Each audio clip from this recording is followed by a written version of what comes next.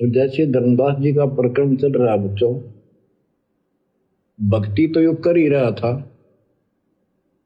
अब धर्मदास जी का प्रकरण चल रहा है, आगे परमात्मा जी क्या बता रहे हैं।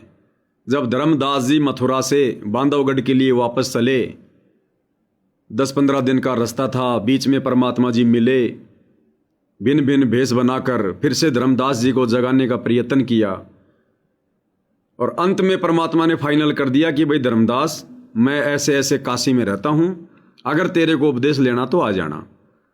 और एक चीज का ध्यान रख लेना भाई, क्योंकि धर्मदास बार बार काल का वकील बन रहा था कि जी आप ऐसे कैसे कह रहे हो कि ब्रह्मा विष्णु महेश में बिल्कुल भी शक्ति नहीं है, ये राम कृष्ण है, ये तो भगवान है, दुनिया पूज रही है, आप कैसे इनको जन्म मरण में बता रहे हो। तो परमात्मा जी ने कहा कि भाई धर्मदास देख, फाइनल बात ये है, अब अगर तेरे को भक्ति करनी है तो मैंने तेरे को ठिकाना दिया, बता। और धर्मदास को परमात्मा ने ज्ञान दे के घायल कर दिया कि पहले वाली भक्ति तो ये कर नहीं पाएगा, आगे का इसको पूर्ण ज्ञान है नहीं, जाएगा कहां, बच्चों आएगा। लेकिन अभी उसकी आस्था अपने गुरुजी में अटकी हुई थी, देवी देवताओं में अटकी हुई थी, लोक लाज में जी रहा था धर्मदास कि कहीं मेरा गुरु रूपदास नाराज ना हो जाए यदि मैंने उसको छोड़ दिया तो। क्योंकि आगे का गुरु बनाने के लिए पहले वाले गुरु को त्यागना होता है हर प्रकार से। जरा भी आस्था, जरा भी समर्पण पहले वाले गुरु में नहीं होना चाहिए।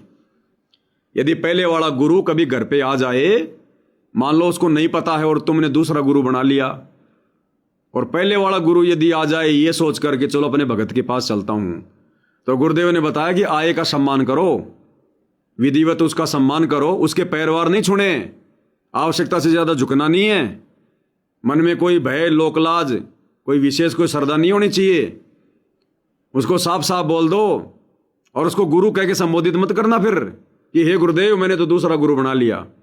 गुरु शब्द सतगुरु रामपाल जी के अलावा किसी और के लिए हमने यूज ही नहीं करना। उसको सीधा सीधा बोलो भगत जी, आधा सा तो वहीं ठंडा हो जाएगा कि पहले तो ये गुरु जी कहा करता था, अब ये भगत जी कह रहा है कि भगत जी आओ आओ, बैठो बैठो, पानी वानी पिलाओ, खाना खिलाओ, कोई दान दक्षिणा नहीं देनी। और बोल दो जी मैंने तो पूर्ण संत जगत गुरु रामपाल जी से दीक्षा ले ली है, धरती पर पूर्ण परमात्मा आए हुए हैं, भगत जी आप भी अपना आत्म कल्याण करवा लो, मैं तो भटका हुआ था, आप भी भटके हुए हो, आपके पास में कोई आध्यात्मिक ज्ञान नहीं है, हम सबको भक्ति की आवश्यकता, हम सब जीव हैं, आप भी नाम दीक्षा ले लो, ये पुस्तक पढ़ो, आप ये सत्संग सुनो, दे दो कोई मेमोरी कार्ड, कोई पुस्तक वगैरह। स्वीकार करता तो ठीक है, खाना वाना खिला के प्यार प्रेम से बिना किसी दान दक्षिणा के निकाल दो। नहीं मानता है तो फिर कोई लोकलाज नहीं करनी, कोई शर्मा शर्मी नहीं करनी, लड़ाई झगड़ा नहीं करना। अगर वो दो बातें बोलता है, कोई गाली गलौज कर देता है, कोई शराब दे देता तो दे दे, कोई दिक्कत नहीं, उसका शराब हमारे कोई असर नहीं करेगा क्योंकि हम परम संत की शरण में आ गए। लेकिन प्यार प्रेम से उस आपत्ति को बाहर निकाल दो, वो समझ जाएगा कि दोबारा इस घर में मेरा अब कोई ठिकाना नहीं है। अच्छी आत्मा होगी तो पुस्तक वास्तक ले जाएगा, विचार करेगा। अब धर्मदास जी में ये लोकलाज घुसी हुई थी, वो नहीं चाहता था कि मैं अपने पहले वाले गुरु रूपदास को भी नाराज करूं। तो परमात्मा ने कहा भाई धर्मदास, सीधी सी बात है, अगर तेरे मन में कोई शंका है तो भाई पहले अपने गुरु जी से जाके निकाल ले।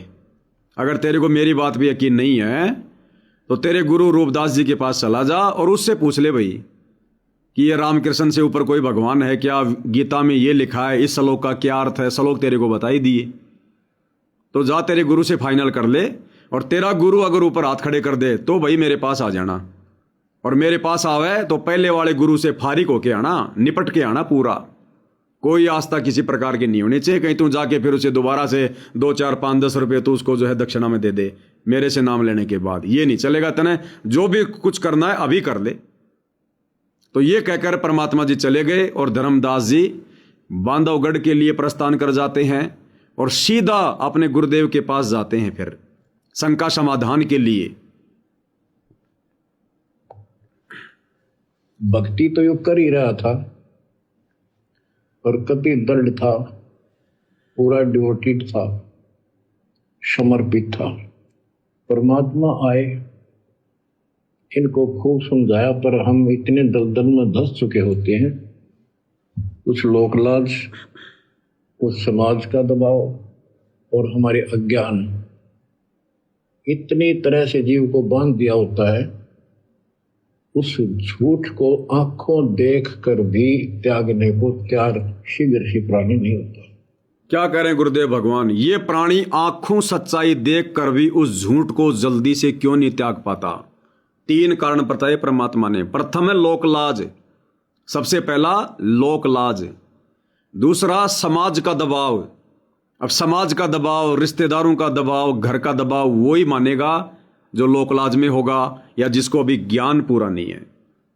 और तीसरा अज्ञानता, खुद की अज्ञानता, खुद की नासमझी। ये 3 चीजें मोक्ष मार्ग में बाधक हैं सतगुरु से उपदेश लेने के बाद। और इन तीनों चीजों में वर्तमान में सतलोक आश्रम वाले बंधे हुए हैं, गुरु का परिवार बंधा हुआ है। लाखों की संगत जो सतलोक आश्रमों में जारी है, क्या इनको साथ संगति के बारे में नहीं पता? बच्चे बच्चे को पता है, बच्चे बच्चे को कि साध संगति क्या है। बच्चे बच्चे की जुबान पर नाम है पवन दास कौन है, पवन दास कौन है, सबको पता है। सबने वीडियो देख रखे हैं, सबकी जेब में भगवान ने मोबाइल डाल रखे हैं। और वीडियो देखकर सच्चाई से परिचित होकर आत्मा भी मान रही है कि हां, सच्चा मार्ग तो साध संगति में ही है। लेकिन फिर भी उन झूठों का साथ क्यों नहीं छोड़ पा रहे? गुरु के परिवार की कुसंगति क्यों नहीं त्याग पा रहे? 3 कारण। लोकलाज, भगत सोचते हैं कि दूसरे भगत क्या कहेंगे। अरे भगत जी, तू कहां चक्कर में आ गया गुरुद्रोहियों के? अरे तू भी साथ संगति वालों से जुड़ गया क्या? तू तो बहुत अच्छा भगत था, तू तो बढ़िया सेवा करता था। ये लोकलाज सहन नहीं हो रही। लोग क्या कहेंगे, मेरी तो इज्जत के पर कच्चे उड़ जाएंगे। ये तो वैसे भी उड़ने भाई, नहीं जुड़ेगा तो भी उड़ेंगे ये तो। दूसरा समाज का दबाव। अब हमारा तो भगत समाज है, और भगत समाज में भगत दबाव मानेगा तो किसका मानेगा? अज्ञानता के कारण अपने कोऑर्डिनेटरों का, नामदान संचालकों का, या गुरुजी के बेटा बेटी भाई बंधुओं के संपर्क में, तो उनका दबाव मानेगा कि वो क्या कहेंगे। कहीं मेरे आश्रम में नो एंट्री ना कर दें, कहीं मेरे नाम का पीला पर्चा ना निकाल दें, कहीं मेरे को भी गुरुद्रोही घोषित ना कर दें। तो तेरा खाना पीना बंद हो जाएगा। अगर तू गुरुद्रोही हो जाएगा तो तेरा खाना पीना बंद हो जाएगा क्या? और गुरु का परिवार तेरे घर में राशन पटक रहा क्या? वो तो जगत वालों के पटक रहा है। तुम भक्तों के लिए तो वो इतना भी नहीं कर रहा, वो तो जगत वालों की मौज कर रहा है पूरी।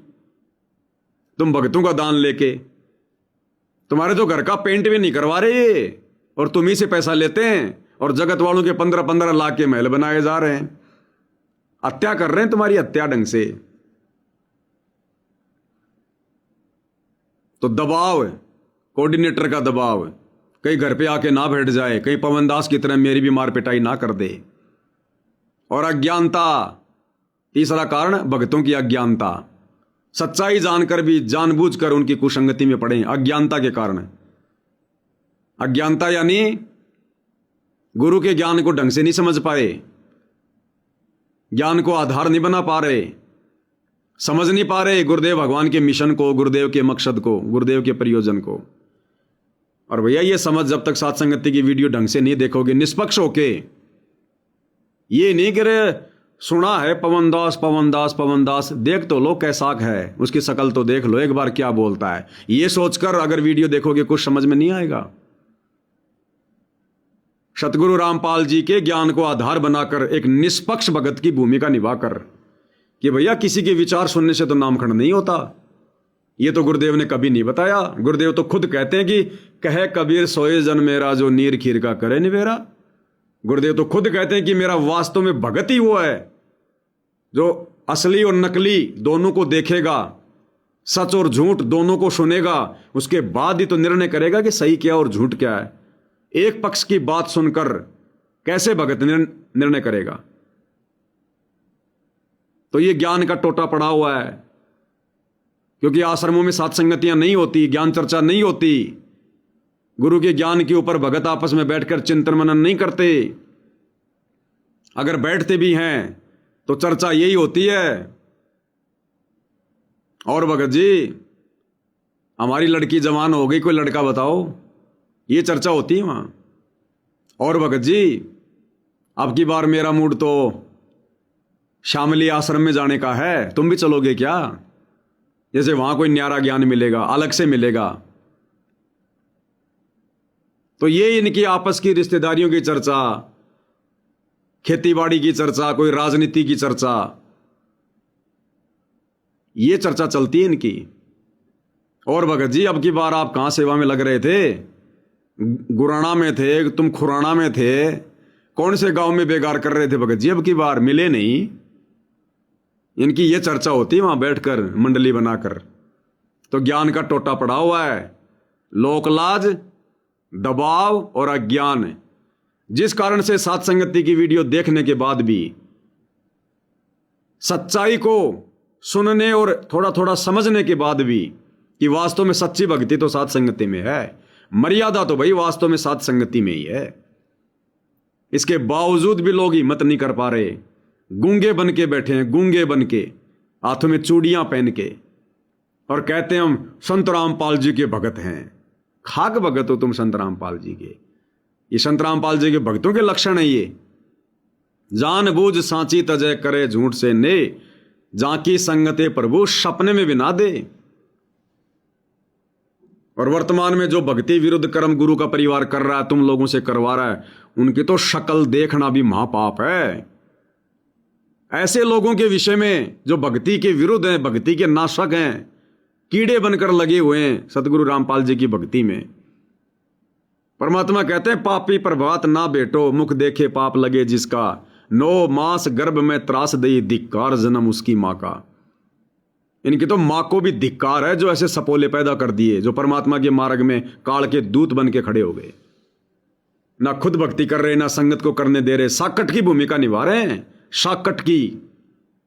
ना खुद मर्यादा में रह के भक्ति कर रहे, ना संगत को मर्यादा में रहने दे रहे। तो गुरु का परिवार कोऑर्डिनेटर, नामदान संचालक तो साकट की भूमिका में है, साकट की भूमिका में। और साकट के लिए परमात्मा क्या कहते हैं?